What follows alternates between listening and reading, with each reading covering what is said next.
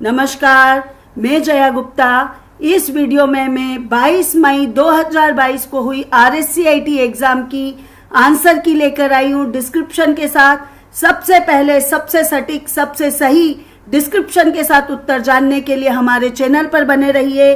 तो आइए देखें 22 मई 2022 को हुई RSCIT एग्जाम की आंसर की।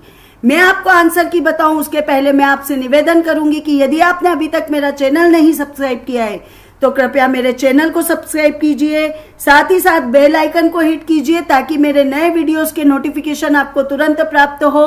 तो आइए देखें 22 मई 2022 को हुई RSCIT एग्जाम की आंसर की। इंकजेट प्रिंटर या बैंड प्रिंटर्स को वर्गीकृत किया जाता है। इसके 4 ऑप्शन दिए, character printer, ink printer, line printer, of band printer. तो इसका सही उत्तर है इंक प्रिंटर के द्वारा। इंक प्रिंटर इंकजेट प्रिंटर को रिप्रेजेंट करता है, इसलिए इसका सही उत्तर है इंक प्रिंटर। दूसरा प्रश्न है कौन सी सेकेंडरी मेमोरी का प्रकार नहीं है। 4 उत्तर दिए हुए हैं, solid state drive, hard disk, random access memory, USB pen drive. तो इसका सही उत्तर है random access memory. Random access memory primary memory का एग्जाम्पल है, जबकि solid state drive, hard disk और USB पेन ड्राइव सब सेकेंडरी मेमोरी के एग्जाम्पल हैं। तीसरा प्रश्न दिया हुआ है निम्नलिखित में से कौन सा मेमोरी डिवाइस मुख्य रूप से गति के मामले में कैश मेमोरी के समान है। इसके 4 उत्तर दिए हैं, flash memory, DRAM, SRAM, EEPROM। तो सही उत्तर है इसका SRAM। स्टैटिक रैम जो होती है वो कैश मेमोरी के समान होती है। स्टैटिक रैम और कैश मेमोरी दोनों की स्पीड एक जैसी होती है, यानी फास्ट होती है, इसलिए ये इसका सही उत्तर है SRAM। चौथा प्रश्न है वेब ब्राउजर क्या है। 4 उत्तर दिए, एक प्रकार की मकड़ी, एक कंप्यूटर जो फाइलों को स्टोर करता है, एक व्यक्ति जो वेबसाइट को देखना पसंद करता है, एक सॉफ्टवेयर प्रोग्राम जो आपको वर्ल्ड वाइड वेब तक साइटों तक पहुंचने की अनुमति देता है। तो वेब ब्राउजर एक एप्लीकेशन प्रोग्राम होता है, एक सॉफ्टवेयर प्रोग्राम होता है जो आपको www यानी वर्ल्ड वाइड वेब पर स्थित जो भी साइट से वहां पर नेविगेट करने की अनुमति देता है, इसलिए इसका सही उत्तर है D। एक प्रकार की मकड़ी जाला बुनती है, इसलिए यह ऑप्शन उन्होंने बनाने का प्रयास किया है, बाकी ये सही उत्तर नहीं है। तो इसका सही उत्तर है D, जो कि एक सॉफ्टवेयर प्रोग्राम है जो आपको www पर नेविगेट करने की परमिशन देता है। अगला प्रश्न है इंटरनेट सर्च इंजन का उदाहरण है। 4 ऑप्शन दिए हैं, Windows, Linux, Yahoo, MS Word. तो इसका सही उत्तर है याहू। याहू पहले बहुत चलता था, ये एक ऐसा सर्च इंजन था जो पहले बहुत यूज किया जाता था। आज की तारीख में इसका प्रयोग थोड़ा कम हो गया है, पर विंडोज एक ऑपरेटिंग सिस्टम है, लिनक्स एक ऑपरेटिंग सिस्टम है और MS वर्ड MS ऑफिस का एक पार्ट है। तो सही उत्तर है याहू, जो कि सर्च इंजन के रूप में इस्तेमाल किया जाता है। छठा प्रश्न है ईमेल भेजने के लिए निम्नलिखित में से क्या अनिवार्य है। 4 ऑप्शन दिए हैं, शरीर, प्रेषक मेल ID, अनुलग्नक और विषय। यानी हमारे पास यदि हमें किसी को ईमेल भेजनी है तो हमारे पास ईमेल ID होना चाहिए, यानी पता होना चाहिए भेजने वाले का और जिसको प्राप्त करना, उन दोनों का। बाकी हम बॉडी मतलब यहाँ पर बीच में कोई कंटेंट डाल रहे कि नहीं डाल रहे वो जरूरी नहीं है। अटैचमेंट के रूप में कोई फाइल भेज रहे कि नहीं भेज रहे वो जरूरी नहीं है। हम मेल का कोई सब्जेक्ट डाल रहे कि नहीं डाल रहे वो जरूरी नहीं है। पर यदि मेल ID नहीं है तो आप ना तो मेल भेज सकोगे और न पाने वाला, यानी कहाँ भेजनी है वो भी नहीं कर पाओगे। तो मेल ID होना बहुत आवश्यक है। तो इसका सही उत्तर है सेंडर मेल ID।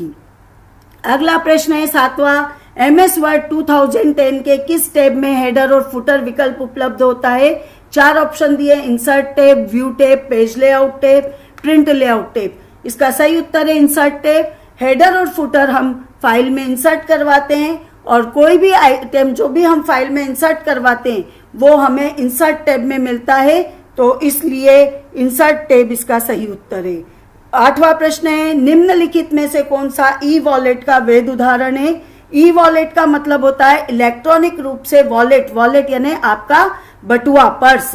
तो ऐसा कौन सा सिस्टम है जिसके द्वारा आपका पास पैसा रहता है तो इसके 4 ऑप्शन दिए, ड्रॉप बॉक्स, वे2SMS, पेटीएम और मॉन्स्टर इंडिया। तो पेटीएम एक ऐसा साधन है जिसके द्वारा आप पेमेंट करते हैं, जहां से आप पैसा निकाल के किसी दूसरे को भुगतान कर सकते हैं। तो पेटीएम ई वॉलेट का वैध उदाहरण है। ई मित्रा का पूरा नाम क्या है? 4 ऑप्शन दिए, employer Mitra, emergency Mitra, electronic Mitra, none of the above. तो मैं आपको बता दूं, ई स्टैंड फॉर इलेक्ट्रॉनिक, तो इसका सही उत्तर है इलेक्ट्रॉनिक मित्रा। बाकी के 3 ऑप्शन गलत है। अगला प्रश्न है 10वां, माइक्रोसॉफ्ट ऑफिस पिक्चर मैनेजर से क्या आशय है? 4 ऑप्शन दिए, पहला मूल तस्वीर प्रबंधन सॉफ्टवेयर, दूसरा एक आवेदन जो स्कैन किए गए दस्तावेजों को संपादित करने में सहायता करता है, तीसरा एक स्कैनिंग और ओसीआर आवेदन, और चौथा इनमें से कोई नहीं। तो इसका सही उत्तर है मूल तस्वीर प्रबंधन सॉफ्टवेयर, यानी आपकी जो ओरिजिनल पिक्चर है उसको मैनेज करने के लिए जो सॉफ्टवेयर यूज किया जाता है वो माइक्रोसॉफ्ट ऑफिस पिक्चर मैनेजर के द्वारा हम कर सकते हैं। बाकी के ऑप्शंस नहीं यानी गलत है इसके लिए। तो इसका सही उत्तर है ए। 11वां प्रश्न है, नीचे दिए गए स्क्रीन लॉक में से कौन सा स्क्रीन लॉक एंड्रॉइड डिवाइस पर उपलब्ध है? 4 ऑप्शन दिए, pin, password, pattern, all of the above. तो इसका सही उत्तर है ऑल ऑफ दी अबव, क्योंकि हम एंड्रॉइड डिवाइस की स्क्रीन को लॉक करने के लिए पिन यानी नंबर्स भी यूज करते हैं, पासवर्ड भी डालते हैं, पैटर्न भी बनाते हैं। तो इसका सही उत्तर है ऑल ऑफ दी अबव। 12वां प्रश्न है, डैश डैश डैश यानी रिक्त स्थान के जरिए आप वर्तमान डॉक्यूमेंट की किसी लोकेशन को दूसरे डॉक्यूमेंट या वेबसाइट से जोड़ सकते हैं। 4 ऑप्शन दिए हैं, लिंक, हाइपरलिंक, डेटाबेस और फॉर्म। तो सही उत्तर है हाइपरलिंक। हाइपरलिंक के द्वारा हम अपने डॉक्यूमेंट में किसी अन्य डॉक्यूमेंट को जोड़ सकते हैं और उस पर क्लिक करके उस दूसरे डॉक्यूमेंट या वेबसाइट पे पहुंच सकते हैं। तो इसलिए इसका सही उत्तर है हाइपरलिंक। 13वां प्रश्न है, किसी सेल एंट्री के लिए दिया गया कमेंट स्क्रीन पर क्या दिखाता है? 4 ऑप्शन दिए, कमेंट, इंडिकेटर, पिक्चर, इनमें से कोई नहीं।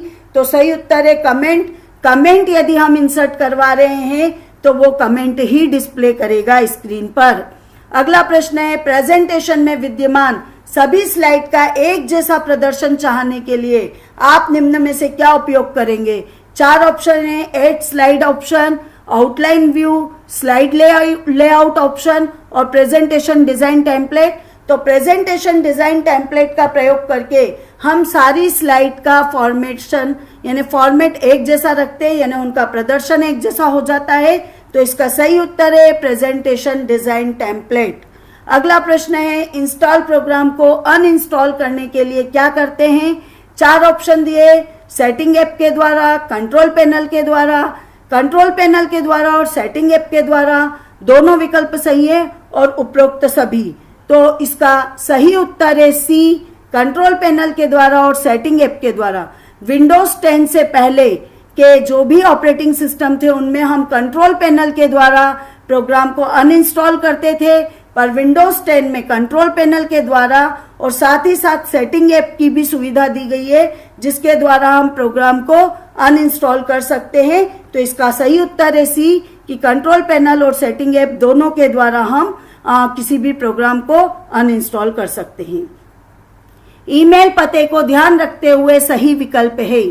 तो इसके 4 ऑप्शन दिए, उनमें हमेशा @ का चिन्ह होना चाहिए, उनमें कभी खाली स्थान नहीं होना चाहिए, ए और बी दोनों, उपरोक्त में से कोई भी नहीं। आपने जितने भी ईमेल एड्रेस देखे होंगे सब में @ का साइन जरूर आता है और उसी के बाद जिस यानी सर्च इंजन पर आपने उसको बनाया है ईमेल एड्रेस को, वो उसका नाम आता है। जैसे rkcl@gmail.com, तो @ का साइन आता ही आता है और खाली स्थान कभी भी नहीं रखा जाता, उसकी जगह हम कोई ना कोई साइन रखते हैं, तो इसलिए खाली स्थान नहीं होता है और @ का साइन होता है। तो सी जो उत्तर है, ए और बी दोनों, वो सही उत्तर है, यानी हमें ये दोनों ही चीजें रखनी होती है ईमेल एड्रेस में। अगला क्वेश्चन है 17वां, दस्तावेजों को सेव करते समय सेव और सेव एज कमांड में क्या अंतर है? तो 4 ऑप्शन दिए, कोई भी अंतर नहीं है। सेव कमांड उस दस्तावेज को संग्रहित करता है जो पहले से ही किसी स्थान में संग्रहित है। सेव एज कमांड हमें फाइल का नाम और स्थान बदलने की अनुमति देता है, बी और सी दोनों। तो पहला जो सेव कमांड है वो सेव्ड फाइल को यानी संग्रहित फाइल को वापस उसमें हम कोई एडिटिंग करते हैं, कोई चेंजेस करते हैं तो उसको सेव करने की परमिशन देता है, यानी बी भी सही है। और सेव एज कमांड के द्वारा हम ऑलरेडी कोई भी फाइल जो भी बनी हुई है उसका एक नया नाम रखते हुए उसको अन्य स्थान पर स्टोर कर सकते हैं। तो बी और सी दोनों उत्तर सही है, तो इसका सही उत्तर है डी, बी और सी दोनों। 18वां प्रश्न है, पावर पॉइंट प्रेजेंटेशन में निम्न में से कौन सा फाइल प्रारूप नहीं जोड़ा जा सकता है।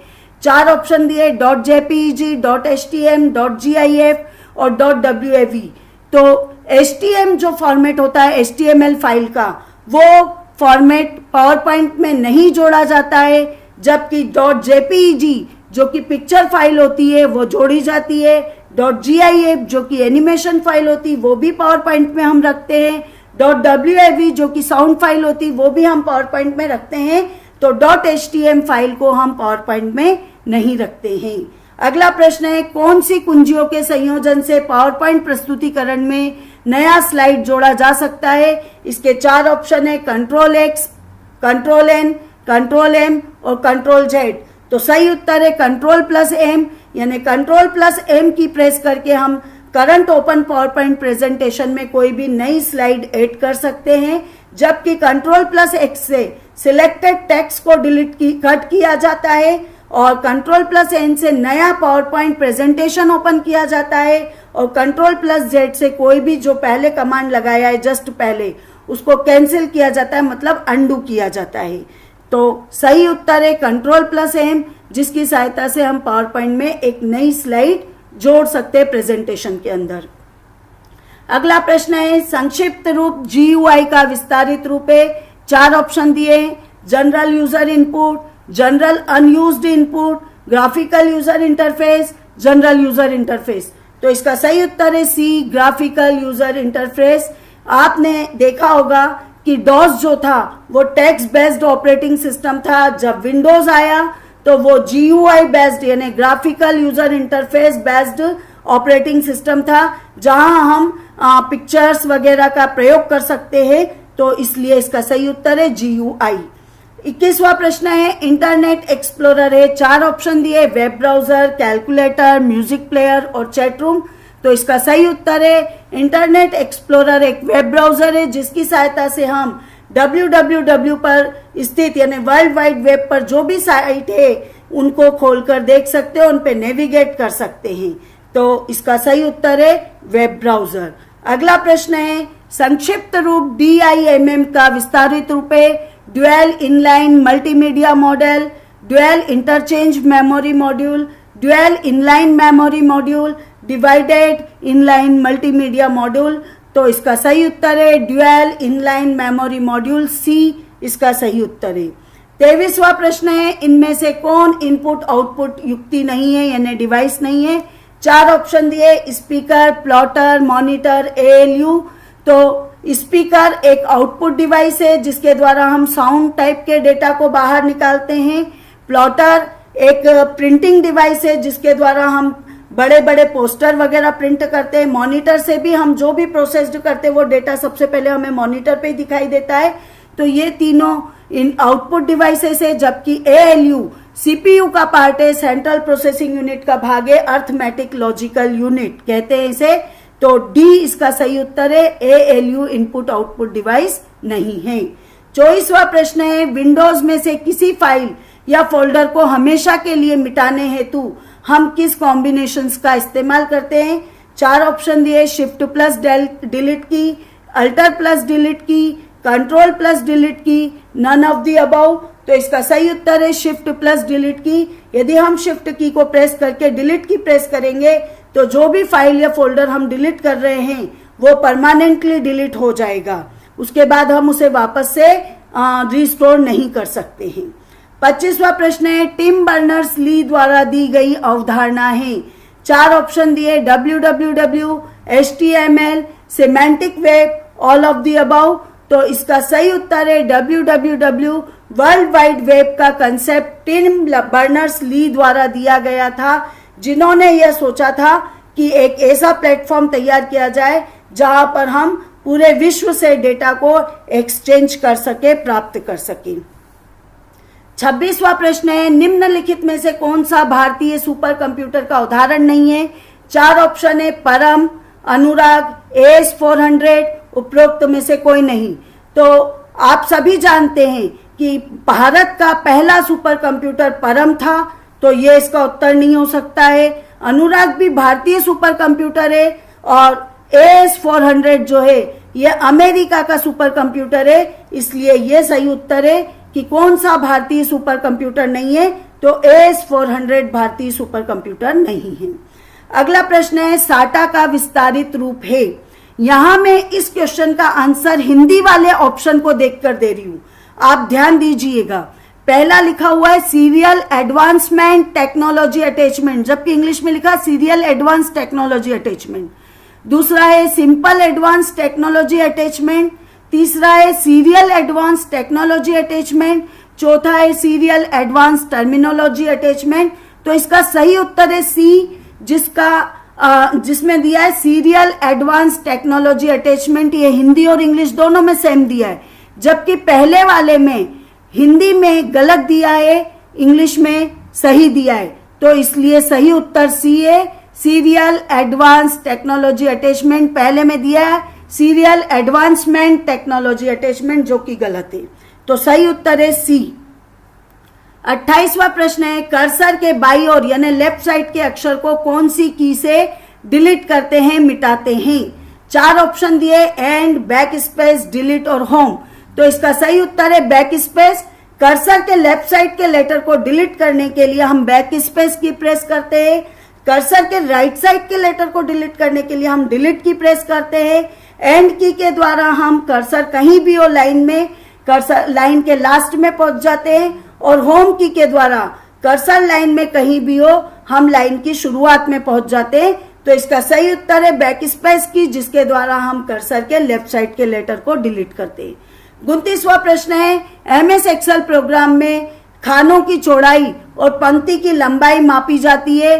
4 ऑप्शन दिए, इंच, पिक्सल, सेंटीमीटर और परसेंटेज। तो सही उत्तर है पिक्सल्स। पिक्सल्स में नापी जाती है, बाकी जो दूसरी चीजें हैं वो मेजरमेंट यूनिट है, पर दूसरे कामों के लिए यूज होती है, यहां पर यूज नहीं होती है।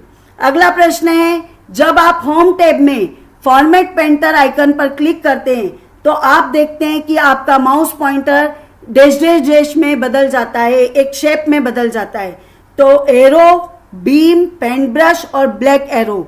तो इसका सही उत्तर है पेंट ब्रश के रूप में, पेन ब्रश फॉर्मेट में आ जाता है। और इसके बाद हम जिस भी टेक्स्ट पे हमारा कर्सर पहले था, उसके बाद हम फॉर्मेट पेंटर पर क्लिक करें तो हमारा यानी जो माउस पॉइंटर है वो पेन ब्रश में बदल जाएगा। और उसके बाद हम यदि किसी और जगह टेक्स्ट पे ले जाके उसको और आगे घुमाएंगे तो वैसा का वैसे ही उसका फॉर्मेट चेंज हो जाएगा। इसलिए इसका सही उत्तर है सी, पेन ब्रश। अगला प्रश्न है 31वां, निम्न में से किस प्रकार के साइबर अटैक के द्वारा आपको चाहिए गई वेबसाइट की जगह अन्य वेबसाइट पर ले जाया जाता है? इसके 4 ऑप्शन दिए, DNS poisoning, fishing, session hijack, उपरोक्त सभी।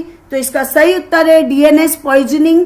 DNS डोमेन नेम सर्वर की पोजीशनिंग जो होती है उसको ये बताता है, उसको हाईजैक कर लेता है, तो इसलिए हमारी जगह चेंज कर देता है। जबकि सेशन हाईजैक में हमारा एक सेशन चेंज कर देता है। और फिशिंग में हमारी मेल की जो इंफॉर्मेशन होती है उनको हाईजैक करता है।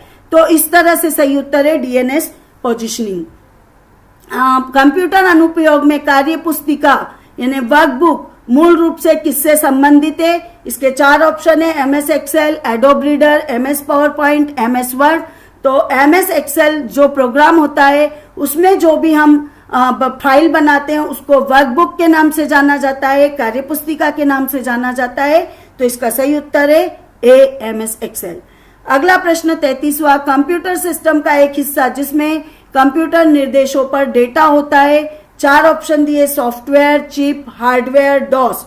तो डॉस तो एक ऑपरेटिंग सिस्टम है, जबकि कंप्यूटर सिस्टम का एक हिस्सा पूछा जा रहा है तो वो है सॉफ्टवेयर, जिसमें हम इंस्ट्रक्शंस को रखते हैं, डेटा को रखते हैं इंस्ट्रक्शंस के रूप में और उसी के आधार पर हम काम करते हैं। तो सही उत्तर है ए।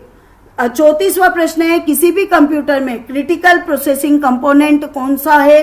4 ऑप्शन दिए, माउस, कीबोर्ड, मेमोरी डिवाइस और डीवीडी। तो प्रोसेसिंग जो होती है वो मेमोरी डिवाइस में सबसे ज्यादा क्रिटिकल प्रोसेसिंग कंपोनेंट माना जाता है, क्योंकि मेमोरी मैनेजमेंट का काम भी करता है वगैरह सारी चीजें। और बाकी के सारे जो डिवाइस है, माउस और कीबोर्ड, वो इनपुट डिवाइस है। डीवीडी भी यानी सीडी और डीवीडी प्लेयर होता है, तो इसलिए एक मेमोरी डिवाइस जो होता है वो सबसे क्रिटिकल प्रोसेसिंग कंपोनेंट कहलाता है। अगला प्रश्न है, लास्ट प्रश्न 35वां, डॉट मैट्रिक्स और सॉलिड फॉन्ट प्रिंटर किसके उदाहरण है? 4 ऑप्शन दिए, line printer, of band printer, character printer और इंक प्रिंटर। तो इसका सही उत्तर है character printer. Dot matrix printer और सॉलिड फॉन्ट प्रिंटर में एक एक कैरेक्टर्स को हम प्रिंट करते थे, यानी कैरेक्टर्स बनाते थे, इसलिए इसका सही उत्तर है कैरेक्टर प्रिंटर। मुझे विश्वास है कि इन आंसर्स को देखकर आपने अपना पेपर चेक किया होगा और आपको पता लग जाएगा कि आप कितने नंबरों से पास होने वाले और किसका आंसर सही है तो वो क्यों है। मैंने यहाँ पर लॉजिक के साथ आपको बताया है। आपको वीडियो अच्छा लगा हो तो इसे लाइक कीजिए, शेयर कीजिए। आपके उज्जवल भविष्य के लिए बहुत बहुत शुभकामनाएं। धन्यवाद।